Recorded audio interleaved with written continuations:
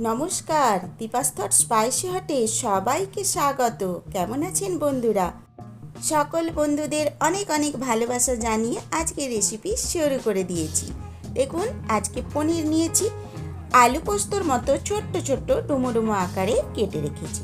এখানে শুকনো লঙ্কা, এলাচ, লবঙ্গ, দারুচিনি আর একটু মরিচ ক্রাশ করে রেখেছি, গোটা জিরে আর সাজিরে রেখেছি প্লেটে সাজিয়ে। আজকে রেসিপি ভালো লাগলে লাইক করে দেবেন, সাবস্ক্রাইব অবশ্যই করবেন।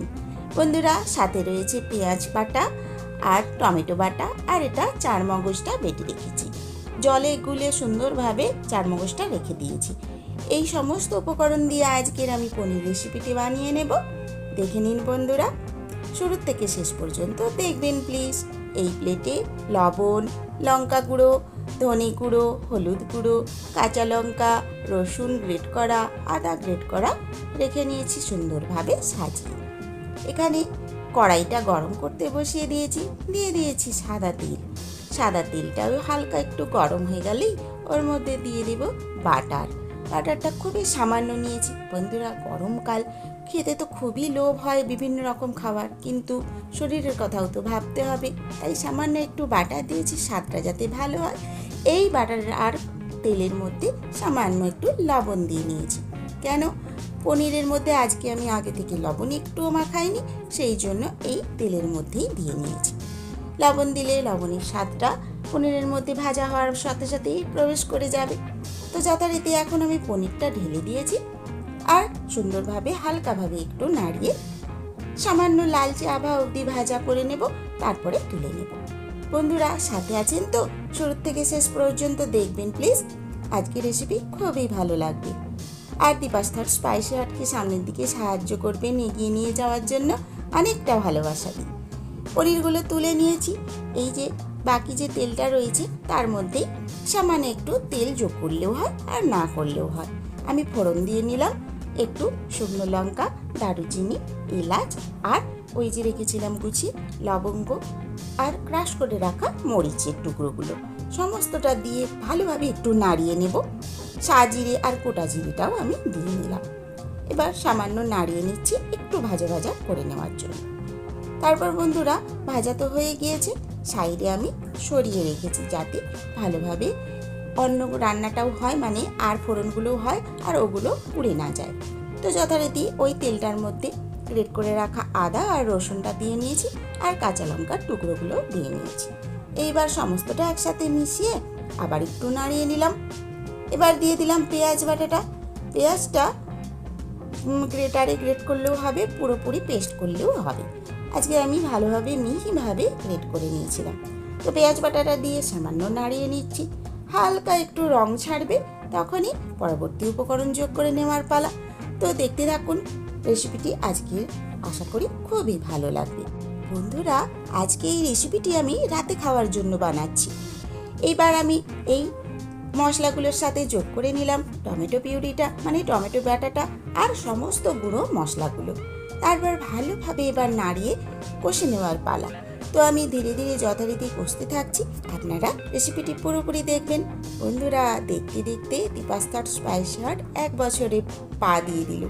1 বছর পূরণ হয়ে গেল আজকে, তাই ছোট্টখাট্ট একটু আনন্দ উৎসব হিসেবে ডিনারে আমি পনিরের তরকারি বানাচ্ছি। বড়সড় উৎসব করার মতো সময় সুযোগ আপনারা দিলে অবশ্যই হবে। এইবারে বন্ধুরা, ওই মশলাটা বেশ ভাজা ভাজা কষা মতো হয়ে গিয়েছে, তখন আমি যোগ করে দিয়েছি কসৌরি মেথি। তারপর আবার একটু ভালোভাবে নাড়িয়ে নিচ্ছি।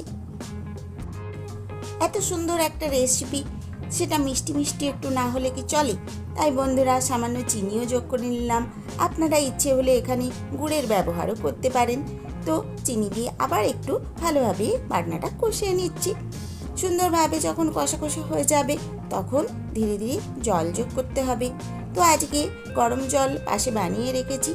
আর বন্ধুরা, এখন আমি যোগ করে দেব ওই যে বেটে রেখেছিলাম সেই মশলাটি, মানে চারমগজ বাটা।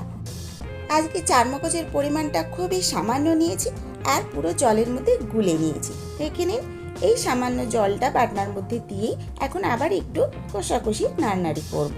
সুন্দরভাবে যখন একটু শুকনো শুকনো হয়ে আসবে, বেশ ভালোভাবে তেল ছেড়ে দেবে, সেই সময় পরবর্তী উপকরণ যোগ করতে থাকবো।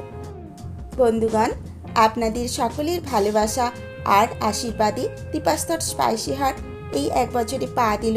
আজ তাই আমি খুবই খুশি আর খুবই মনে মনে আপনাদের সকলের কাছে কৃতজ্ঞতা জানাচ্ছি। ওয়াইটি স্টুডিওকেও অনেক ধন্যবাদ। সে ছিল বলে, এই প্ল্যাটফর্ম ছিল বলে আজকের গৃহবধূ মনের আনন্দে তার নিজের রান্না বাড়া সবাইয়ের কাছে তুলে দিতে পারছে এই প্ল্যাটফর্মের মাধ্যমে। আশা রাখছি সামনের দিনগুলোতে আপনারা আরও অনেক ভালোবাসা দিয়ে আমাকে সাপোর্ট করবেন। তো বন্ধুগণ, রান্নায় ফিরে এলাম। এখন সমস্ত পনিরের টুকরোগুলো দিয়ে বাটনার মধ্যে দিয়ে ভালোভাবে আবার একটু মাখিয়ে নিয়েছি আর কষিয়ে নিয়েছি। তারপর ওই পাশে রাখা গরম জলটা আমি দিয়ে নিলাম। প্রয়োজন মতো অল্প একটু গরম জল দিয়েছি, কেন হালকা হালকা গ্রেভি থাকবে বলে।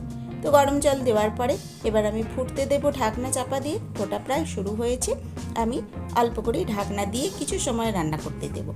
দিয়ে দিলাম, তারপরে খুলে নিলাম কিছুটা সময় পরে। এখন এরকম পরিস্থিতি এসেছে, ভালোভাবে এইটা ফুটে ফুটে জলটা আরও একটু গাঢ় হয়ে যাবে, থকথকে একটা ভাব এলেই নামিয়ে নিতে হবে।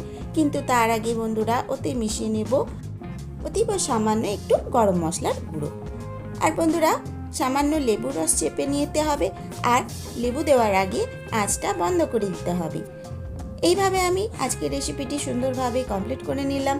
তারপর খুন্তি দিয়ে ভালোভাবে পুরোটা মাখিয়ে আবার ঢাকা চাপা দিয়ে একধারে সরিয়ে রেখে দেবো। আজকের এই পনিরের তরকারিটি এইরকম তৈরি হয়েছে বন্ধুরা। আশা করি আপনাদের দেখে খুবই ভালো লেগেছে। এইভাবে বাড়িতে বানিয়ে খাবেন। আর এই পনিরের তরকারির সাথে আজকে আমি পরোটা বানিয়ে নেব। রাতের বেলা পনির আর পরোটা, এই হচ্ছে আজকের মেনু। বেশ কিছুটা সময় স্ট্যান্ডিং টাইম যখন আমি রেখে দিয়েছি, তখন এই পনিরটা সম্পূর্ণ কমপ্লিট হওয়ার পর দেখতে এত সুন্দর এসেছে কালারটা। আর এইভাবে সুন্দর একটা রেসিপি আমি আজকে শেয়ার করলাম। কমেন্টসের মাধ্যমে আপনারা অবশ্যই আমায় জানাবেন কেমন লাগলো।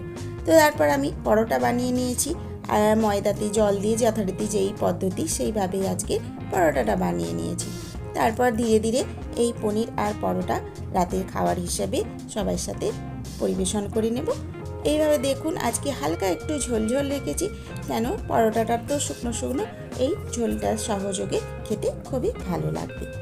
তো বন্ধুগণ, আজকে আনন্দ উৎসব হিসাবে সাধারণ পরিবারের একটা ছোটোখাটো উৎসব ধরে নিন, মনের খুশির উৎসব পনির আর পরোটা সহযোগে পালন করলাম। কেমন লাগলো আপনারা অবশ্যই আমায় জানাবেন। আর প্রার্থনা, ভালোবাসা ও আশীর্বাদের মাধ্যমে সামনের দিকে আমায় এগিয়ে নিয়ে যাবেন প্লিজ। Thank you.